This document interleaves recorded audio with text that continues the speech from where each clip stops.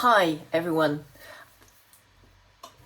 Today I want to talk to you about an issue that has arisen in relation to opposition proceedings with respect to trademarks in the United Kingdom and at the European Union level, so within the European Union Intellectual Property Office in Valencia, which is based in Valencia in Spain.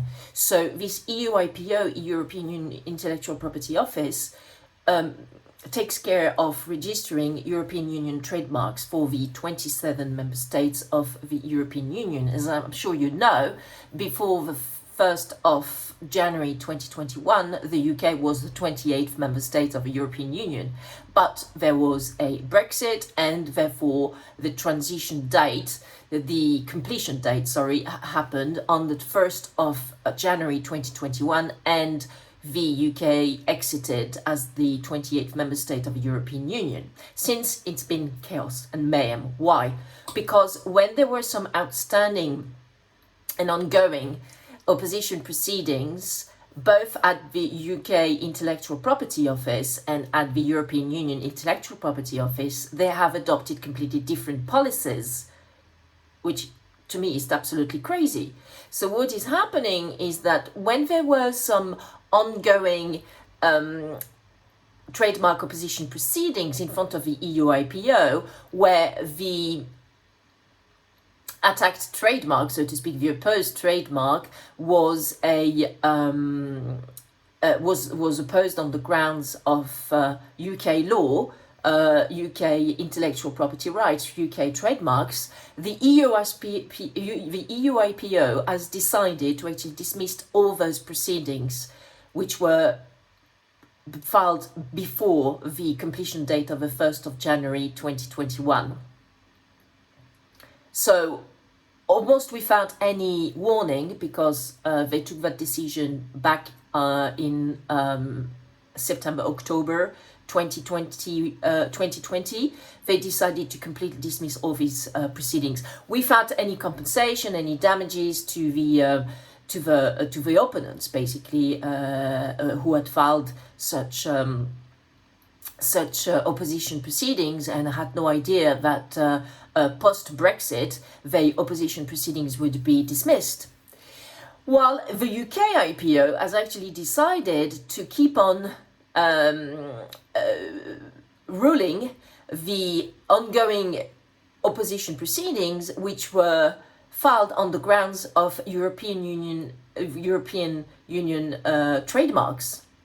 So it still thinks that it is competent, it has the jurisdiction to rule these opposition proceedings, which were filed on the grounds of European Union trademarks before the completion date of the 1st of January 2021, while the EUIPO has decided in a mirror situation, that it will not be competent and doesn't have jurisdiction anymore to rule on the ongoing opposition proceedings, which were on the grounds of UK law.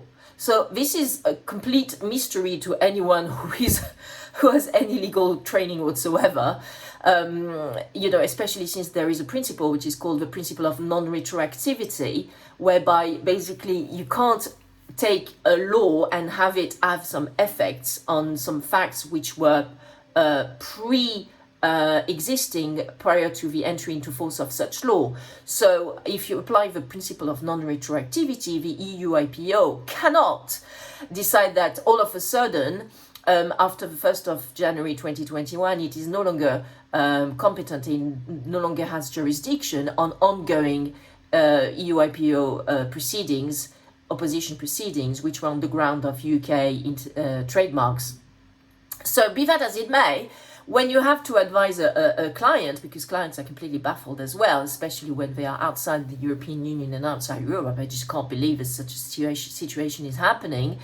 It's difficult because you have to explain to them that it is just not, is not rational and it is not lawful. But what do?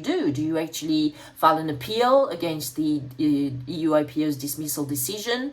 Do you let go, even if you have spent thousands of euros or pounds preparing your EUIPO opposition proceedings and statement of grounds. It is a difficult situation, and I just can't believe that the UKIPO and the EUIPO have not liaised together to take a common approach on this issue.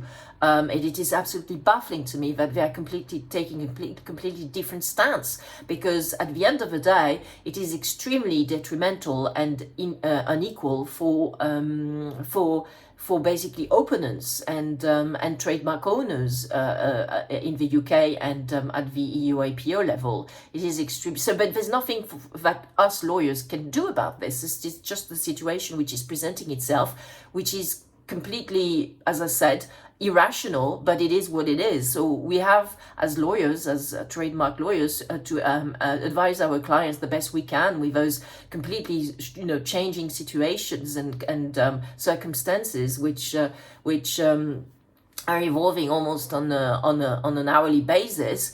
But I think that this reflects extremely poorly on the UKIPO and the EUIPO, the fact that they never coordinated themselves and took a common approach, and also complied, and here I'm targeting the EUIPO in particular, complied with the principle of non-retroactivity to ensure that there would be some security in the and continuity in the EUIPO opposition proceedings, which had been filed before the 1st of January 2021 on the grounds of UK trademark rights. So it's a complicated situation, and don't hesitate to come to us if you have, to discuss your legal needs in relation to opposition proceedings which are pending, either at the UKIPO level or the EUIPO level. And if you are facing these difficulties at the moment, good luck with everything, and bye for now.